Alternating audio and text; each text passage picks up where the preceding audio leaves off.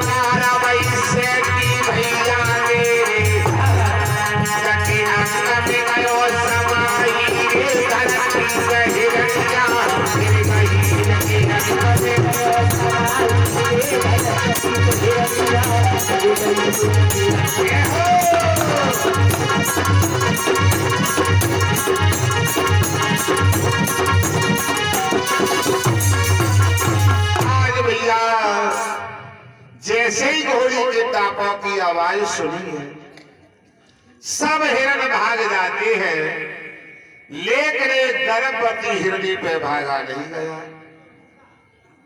जाना हिरणा तीर छुड़कायो और बा हिरणी के अंग समायो। सो पिंगर फूल पारवई से की भैया मेरी जाके अंग में गयो समाई धरती पे हिरनिया। आज वो हिरनी और पृथ्वी पर गिर जाती है। राजा देवराज सिंह भाग करके आते हैं, लेकिन हिरनी की श्वासें चल रही थी। धीमी धीमी श्वास चले और ना बचने की आस है। थोड़ी बहुत देर में मेरा हो सुरपुर में पास हो सुरपुर में मेरा, और चिंता नहीं कुछ जाने की। मेरे गर्भ में जो जीव था हत्या बहीना। आज भैया उस हिरणी की धीरे धीरे सांस चल रही है, लेकिन बचने की आस नहीं है। वो हिरणी मरते मरते और राजा से कहने लगी, हे राजा मुझे अपने मरने का दुख नहीं है, लेकिन मेरे गर्भ में जो जीव था तूने उसकी भी हत्या की है। हर माँ के अंदर ये सपने होते हैं कि अपने बच्चे को जियाएगी, खिलाएगी, लोरियां गाएगी, लेकिन तूने पृथ्वी पर आने से पहले ही इनको मिट दिया। हिरनी वो मरते मरते और राजा देवराज सिंह से कहती है, राजन विध्वंस हंसन को भयो यह नासुबान संसार। आया है सो जाएगा यही जगत विभू। हे राजन ये संसार नासवान है। जो भी प्राणी इस पृथ्वी पर जन्म लेकर के आया है उसको एक न एक दिन यहां से जाना पड़ेगा। मुझे अपने मरने का दुख नहीं है राजन, लेकिन तो कोई एक ही बात है कि मेरे गर्भ में जो जीव था तूने उसकी भी हत्या की। आज वो हिरनी और मरते मरते राजा देवराज सिंह से कहती है, राजन लगिया साहमारी जो निलासा हो गई ना।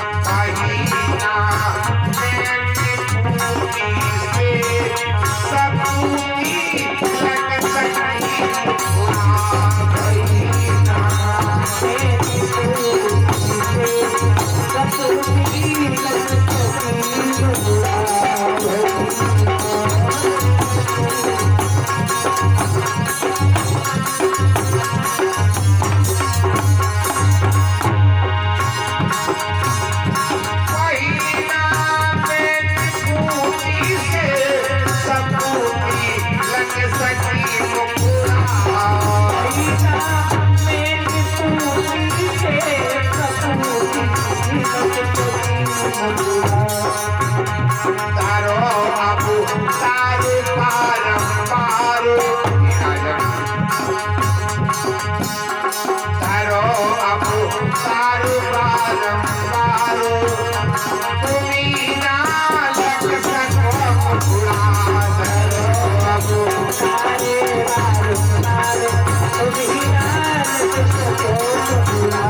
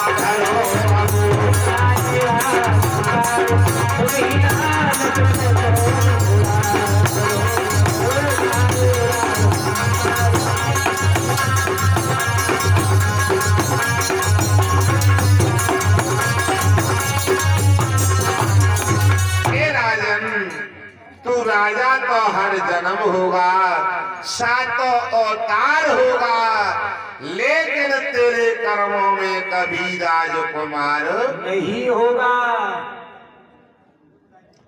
ये राजा देवराय सिंह को श्राप लगा हुआ था, यानी जहारवीर महाराज के पिता को। इतना कह करके वो हिरणी प्राणों को त्याग देती है और राजा रोते रह जाते हैं। आरे हिरणी गई स्वर्ग सिधारे के राजा रोई रहे बन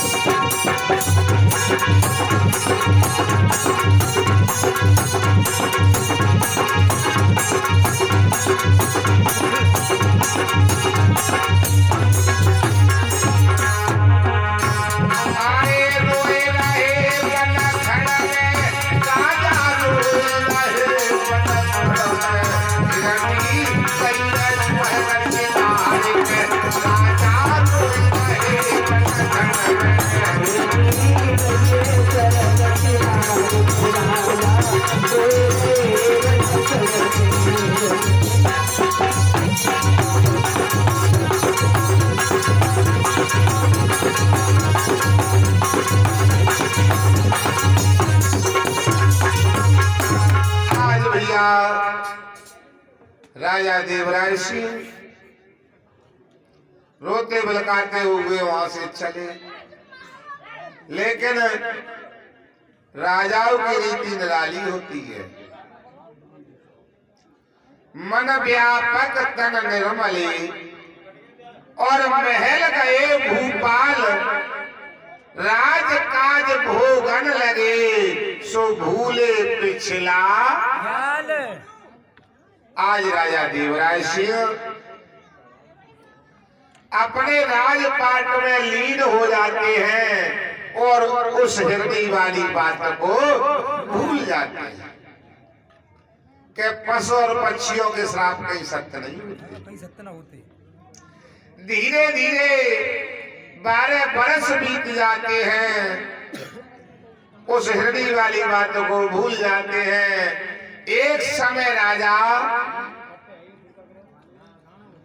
और अपने महलों से कचहरी के लिए जा रहे थे। सुबह का समय था। जैसे ही राजा को आते हुए देखा तो रास्ते में एक मैया झाड़ी के देने वाली मिली।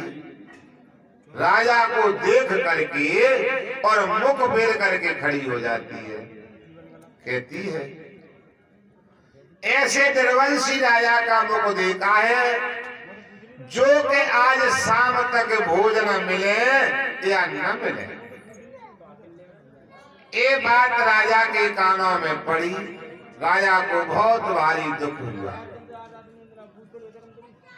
और राजा विचार करते हैं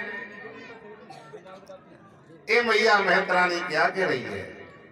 पास में बुलाया और कहा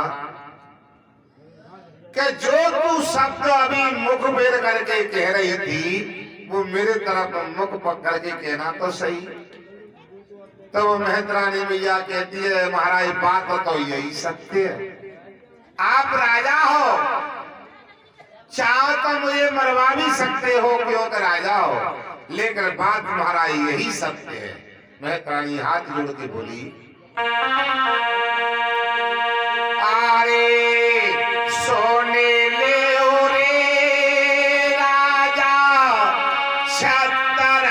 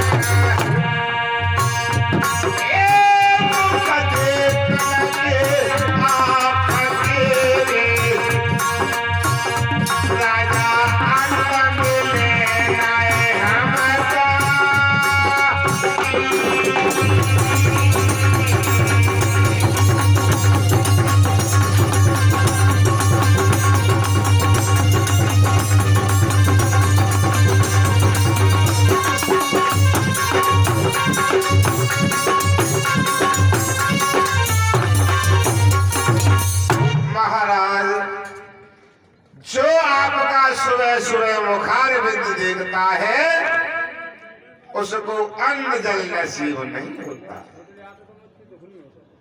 राजा ने ये शब्द सुने तो बहुत भारी दुख हुआ। चलते हैं और अपने कचहरी में पहुंचे। हल्ला धीरे धीरे, हल्ला नहीं। कचहरी में पहुंचे, लेकर कचहरी से राजा लौट करके महलों में नहीं गए। धीरे धीरे 3 दिन बीत जाते हैं, लेकर राजा कचहरियों से और महलों के लिए नहीं जाते हैं। इधर पतिव्रता रानी बाछिल और बिना पति को भोजन कराए हुए भोजन नहीं करती थी। पेट पीटते मिलो भूख ने बहुत सताई और रानी बाछिल ने अपनी बांधी लई बुलाई। आज रानी बाछिल बांधी को बुला करके कहने लगी ओरी बांधी, आंधी नहीं बेटा बांधी, दासी नौकरानी।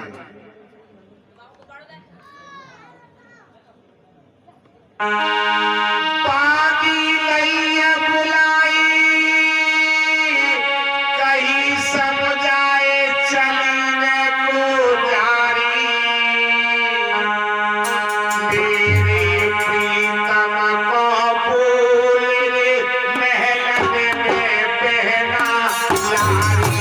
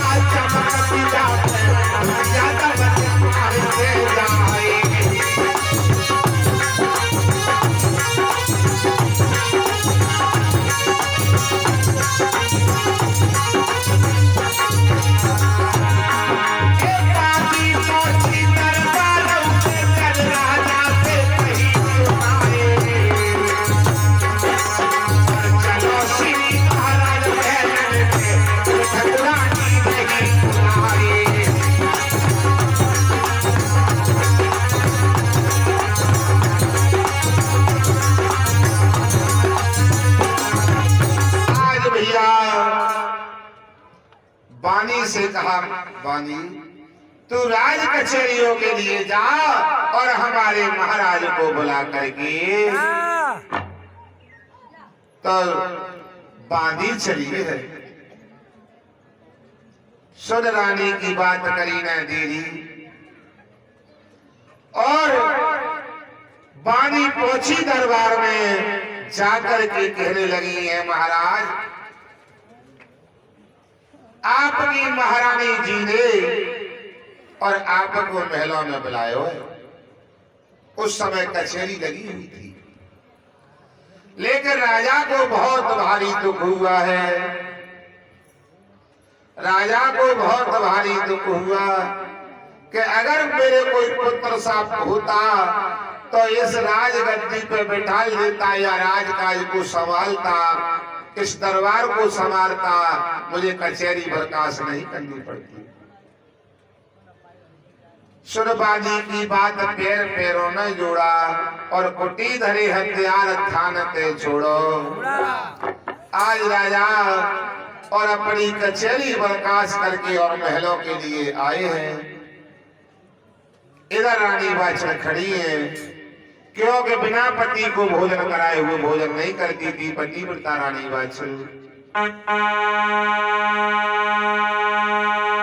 आए आवत पिया निहारे, उठी जब नारे, पियो बनायो। अपने प्रीतम के काजे रे, महारानी ने मने गुणगान।